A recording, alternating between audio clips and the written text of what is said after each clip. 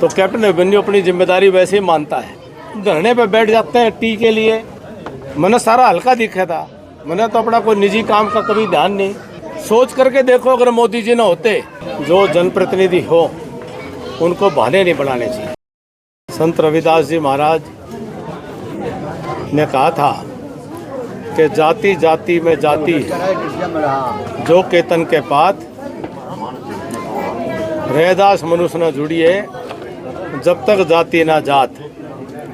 आज से 500 साल पहले बनारस की काशी की पावन धरा पर 15वीं शताब्दी में संत शिरोमणि रविदास जी महाराज जी का जन्म हुआ। उन्होंने घोर गरीबी को देखते हुए और समाज के अंदर छुआछूत का वातावरण को देखते हुए समाज से इस छुआछूत को और जात पात को समूल समाप्त करने का संदेश देते हुए समस्त मानवता में भाईचारे का संदेश देने का अपनी कविताओं के दोहों के माध्यम से किया। बहुत पवित्र संदेश अपने जीवन से संत रविदास जी महाराज जी ने हम सबको दिया। वो हम सब के पूजनीय हैं, इष्ट देव हैं।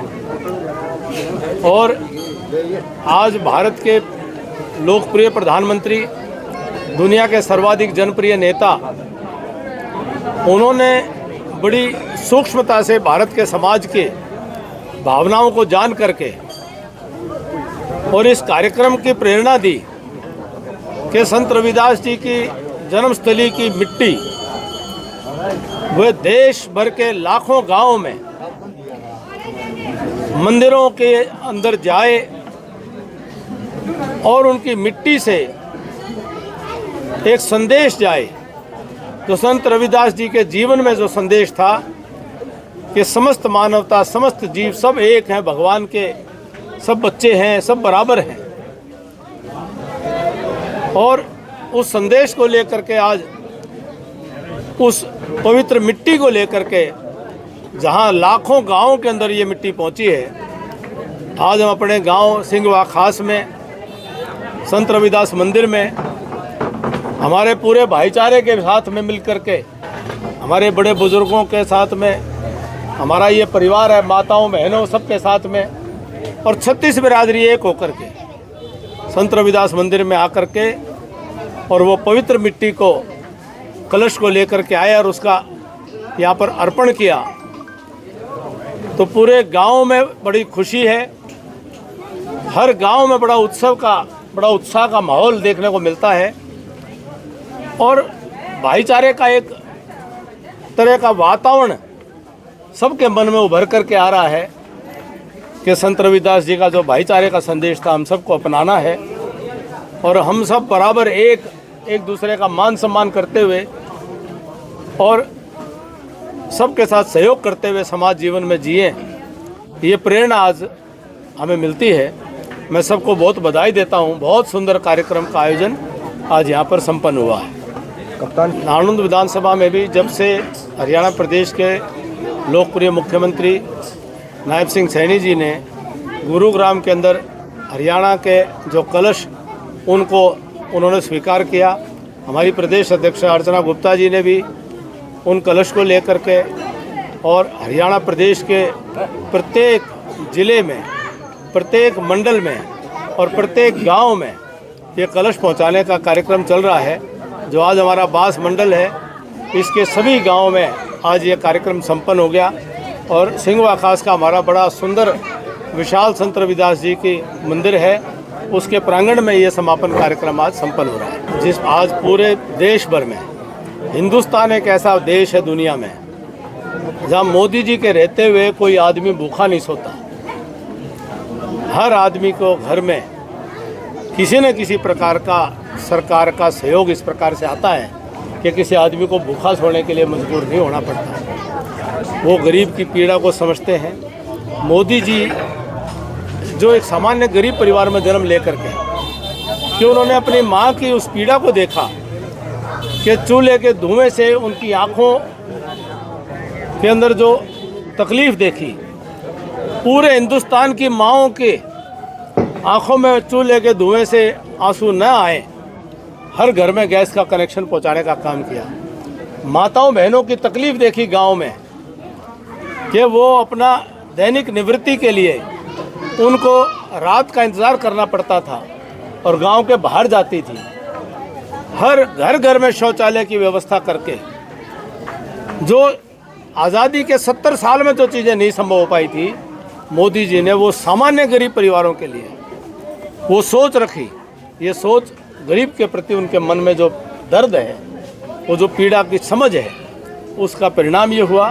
और उसी के कारण से जो अन्य के योजनाएं हैं, जो अनेक योजनाएं हैं, उनका लाभ सीधा वह हर घर में पहुंचे ताकि कोई भूखा ना रहे। हिंदुस्तान वो देश है जिसने कोविड की महामारी में 100 करोड़ से ज़्यादा, 125 करोड़ या हर हिंदुस्तानी को कोविड का इंजेक्शन फ्री में लगाया। ये हिंदुस्तान अकेला देश है इतना बड़ा कि जिसने इतना बड़ा कार्यक्रम चलाया। ये सोच किसकी थी? सोच करके देखो, अगर मोदी जी न होते और अगर हमने ये इंजेक्शन खरीदने पड़ जाते तो हिंदुस्तान में कितना बुरा हालात बन जाते। सोच करके देखो एक बार। मोदी जी की बदौलत है कि हिंदुस्तान के गरीब को अपने घरों में वो इंजेक्शन मिले, जिसके कारण बहुत लोगों की जानें बची। कार्यकर्ता बना है वो अभिमन्यु ही है। नाम हम जो है भाजपा के कार्यकर्ता, हम तो पेड़ के पत्तों की तरह से, हम नाम की परवाह नहीं करते, हम तो काम करते हैं। आज आपके बीच में है ना, लेकिन ये पुरानी राजनीतिक पार्टियों के संस्कार से आप तोलते हो, उनके जूते बजते हैं। जब कोई पद नहीं मिलता तो हमें फर्क नहीं पड़ता। पंजाब में चुनाव आने वाला है, ऐसे में क्या कैप्टन अभिमन्यु को वहाँ जिम्मेदारी मिलेगी और हरियाणा की तरह क्या वहाँ पे भी सरकार कुछ कमाल कर पाएगी? इस देश में जब भी कहीं चुनाव हो और कमल का फूल चुनाव लड़ रहा हो तो कैप्टन अभिमन्यु अपनी जिम्मेदारी वैसे ही मानता है। तो कहीं भी चुनाव होंगे, हम अपनी जिम्मेदारी निभाने के लिए, हम तो बिना कहे जाने वाले लोग हैं पार्टी की विचारधारा पे, पार्टी के संगठन के लिए। हमें कोई न्योते की ज़रूरत नहीं है। हम तो अपने देश के लिए काम करते हैं, समाज के लिए काम करते हैं। देश और समाज के लिए हमारा संगठन जो है सबसे अनुकूल है। हम ये मानते हैं बड़ी श्रद्धा से, बड़े विश्वास से कि बाकी पार्टियों ने देश को लूटा और केवल भारतीय जनता पार्टी मोदी जी के नेतृत्व में जो सरकार चल रही है, इसने देश के गरीब का घर भरने का काम किया और आज देश मजबूत हो रहा है। इसलिए हम तो जहाँ भी होंगे चुनाव वहीं जाएंगे। कैप्टन साहब, अंतिम सवाल, हल्की चीज़ें हैं। मैं तो इतना मानता हूँ कि जो जनप्रतिनिधि हो उनको बहाने नहीं बनाने चाहिए, उनको ईमानदारी से मेहनत करनी चाहिए, प्रयास करने चाहिए। काम कोई होते हैं, काम कोई रह भी जाते हैं, लेकिन ये तो बहुत महत्वपूर्ण सड़क है। जब वो जाकर के दूसरे हल्के के गांवों में वो धरने पे बैठ जाते हैं टी के लिए, और यहाँ आपके गुहांड के गांव में ही बालक जो है वो दुखी हो रहे थे। शमशेर मोर जी को आकर के, जिला परिषद चेयरमैन को आकर वो सुविधा देनी पड़े, तो वो फैसला कर लें वो कहाँ के प्रतिनिधि हैं और कहाँ के लिए लड़ाई लड़नी चाहिए उनको। निरी हवा में बातें करने की बात नहीं है। अपना काम करना चाहिए, काम की जिम्मेदारी से लेकर करना चाहिए। हमने कोई काम को अपनी तरफ से पूरा जोर लगाकर जिम्मेदारी लेकर के अपने काम निभाए।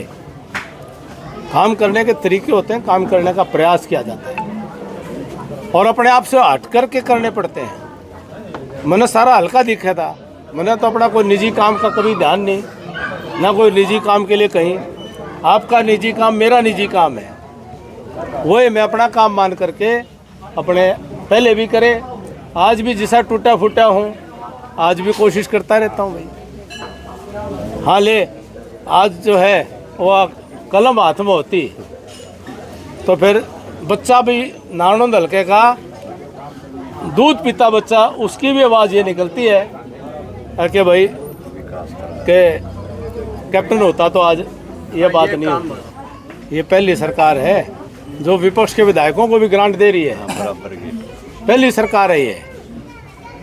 ग्रांट में कोई कमी नहीं, बात तो लगाने की है, तरीके से काम कराने की, लगाने की बात होती है।